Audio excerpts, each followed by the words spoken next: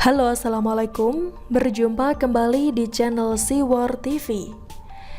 Sudah, hentikan pemberitaan soal warga desa kaya mendadak karena proyek Pertamina. Ditulis oleh Widodo SP. Sudah dengar ada sebuah desa yang warganya mendadak kaya karena pemerintah melakukan ganti untung alias pembelian tanah besar-besaran karena hendak dipakai untuk proyek kilang minyak Pertamina? Kabarnya dahulu proyek tersebut sempat ditolak, di mana kalau ada kasus begini biasanya ada yang melakukan provokasi tanpa mengkaji secara menyeluruh terhadap alasan proyek tersebut. Tetapi kini proyek tersebut tentu membahagiakan mereka. Bagaimana tidak bahagia jika proyek tersebut membuat warga desa menjadi miliarder? Berbagai berita pun sudah beredar, yang rasanya tidak perlu saya ulangi lagi. Bagaimana mereka memborong mobil-mobil dengan jumlah yang fantastis selama beberapa hari beruntun. Ada warga yang menurut berita langsung membeli 3 mobil, yang semoga memang karena benar-benar butuh dan pas ada gerojokan uang dari hasil pembebasan lahan ini ya. Akan tetapi saya tidak hendak membahas lebih banyak soal kemewahan mendadak yang dialami oleh warga desa di Tuban tersebut sebagai dampak sangat positif dari proyek New Grassroots Refinery atau NGRR, hasil kerjasama Pertamina dengan perusahaan minyak dan gas Rosneft asal Rusia itu. Saya juga tidak mau mengaitkan dengan Ahok, sekalipun saya yakin bahwa hati Ahok akan bersorak ketika ada warga diberkati melimpah, tanpa adanya paksaan atau tanpa potongan sana-sini yang pada masa lalu kerap mewarnai fakta di lapangan.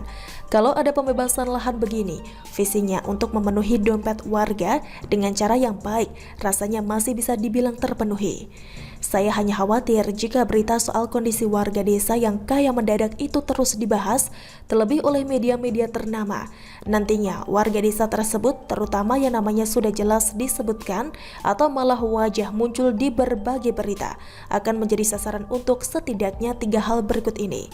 Pertama, menjadi sasaran para pengutang. Sudah jamak terjadi di negeri ini, orang-orang yang dianggap kaya akan menjadi salah satu pilihan utama untuk didatangi ketika seseorang membutuhkan utangan, dengan skala kecil hingga besar. Sebaiknya, warga desa mulai sekarang kudu waspada, karena jamak terjadi pula kalau sudah urusan utang, dari saudara menjadi seperti musuh, dari teman bisa menjadi musuh juga, apalagi kalau sudah diutangi, ada banyak orang mendadak lupa atau malah berkata, "Halah, uang segitu gak ada artinya buat kamu, toh duitmu miliaran." Kedua, menjadi sasaran tindak kriminal. Ini yang dikhawatirkan oleh teman saya ketika saya coba share hal ini di media sosial. Ada benarnya, para warga desa dalam kondisi bahagia, biasanya kewaspadaan berkurang dan terlebih kekayaan mereka akan menjadi seperti magnet untuk mengundang orang-orang yang punya niat jahat untuk segera merapat, lalu mencoba menggarong mereka dengan berbagai trik. Semoga jangan sampai terjadi ya. Ketiga, menjadi sasaran teman atau saudara palsu.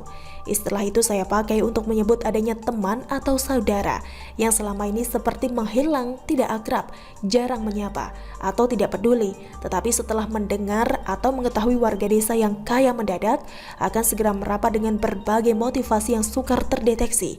Bagi saya, orang-orang yang mendadak merapat ketika kita mengalami hal yang luar biasa baiknya, termasuk mendadak kaya, perlu diwaspadai, karena bisa jadi mayoritas dari mereka bukanlah teman atau saudara yang sejati.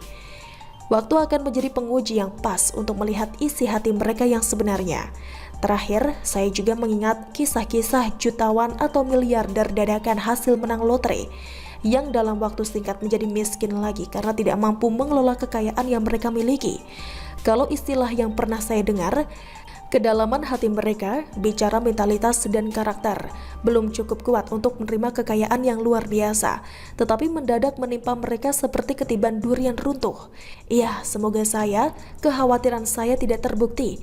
Tetapi dari hati saya mengamati dan mencermati apa yang pernah terjadi pada kelompok orang yang mendadak menjadi kaya ini.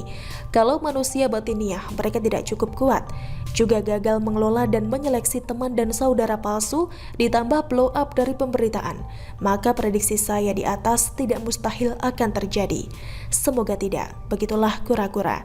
Bagaimana menurut Anda? Silahkan tulis komen Anda di kolom komentar. Jangan lupa untuk like, subscribe, dan share. Siwar TV pamit, sampai jumpa. Wassalamualaikum warahmatullahi wabarakatuh.